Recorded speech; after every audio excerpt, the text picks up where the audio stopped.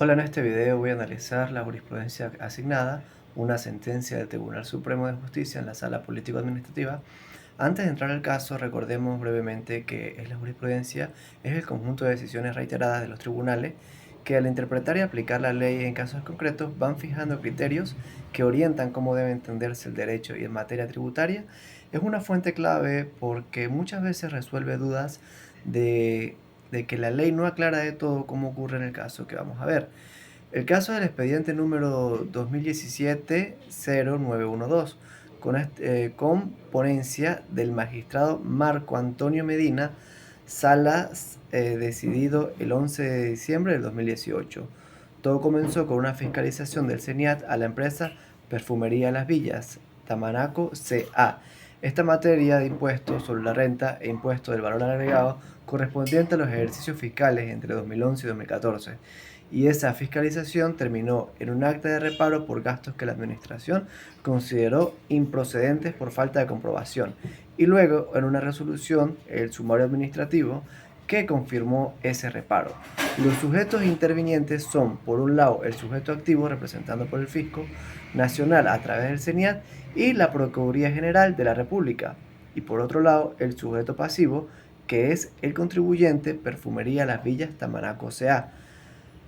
representada en juicios por los abogados Alexander Gallardo Pérez y Óscar Aguilarte Hernández, y a nivel judicial intervienen dos instancias: el Tribunal Superior Cuarto de lo Contencioso Tributario del Área Metropolitana de Caracas, que conoció el caso en primera instancia, y la Sala Político-Administrativa del Tribunal Supremo de Justicia, que conoció la apelación. Aquí hay un punto importante que quiero aclarar, y es que lo que llega a la sala no es una discusión sobre si el reparo fiscal en sí mismo era correcto o no, sino un problema procesal previo cuando el contribuyente ejerció el recurso contencioso tributario contra la resolución del CENIAT. El representante del Fisco Nacional se opuso a que ese recurso fuera admitido, alegando que el poder otorgado a los abogados de la empresa era dudoso, porque no se había consignado el documento constitutivo de la empresa ni las actas que probaran quién firmó el poder. ¿Tenía realmente esa facultad? Sí, así que el hecho controvertido es si esa posición del fisco era procedente o no. Es decir, si el recurso del contribuyente debía admitirse o rechazarse por un problema de representación legal. Aunque el debate en esta sentencia es procesal, no hay que perder de vista el ilícito tributario que dio origen a todo el caso. La Administración Tributaria consideró que la empresa incurrió en el ilícito material de disminución ilegítima de ingresos tributarios al deducir gastos que, según el CENIAT, no estaban debidamente soportados, y por eso se le impuso la sanción de multa por contravención prevista en el artículo 111 del Código Orgánico Tributario del 2001, además de los intereses moratorios correspondientes. Es decir, el ilícito de fondo es un ilícito tributario material, aunque la sentencia que estamos analizando no entra todavía a decidir si ese ilícito realmente se cometió, porque primero había que resolver el problema de admisibilidad.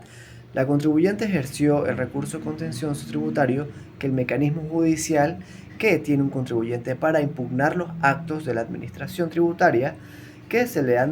le sean desfavorables. En este caso, la resolución que confirmó el reparo, y el tribunal de instancia admitió que ese recurso y declaró improcedente la oposición que había hecho el Fisco Nacional ante esa decisión. Fue a propósito del Fisco Nacional quien ejerció un recurso de apelación buscando que la Sala Político-Administrativa revocara la admisión del recurso de la contribuyente, alegando que el juez de la instancia había incurrido en un falso supuesto de hecho y de derecho al aceptar como válido un poder que, según el fisco, no estaba suficientemente probado. La Sala Político-Administrativa analizó el documento y poder y constató que había sido autenticado ante una notaría pública que le dio fe de haber tenido a la vista el documento constitutivo de la empresa, y que además existía un acta de la asamblea que confirmaba que la persona que firmó el poder era efectivamente director de la compañía, y con bases en el principio de tutela judicial efectiva del artículo 26 constitucional, y para evitar formalismo que le cerraran el acceso a la justicia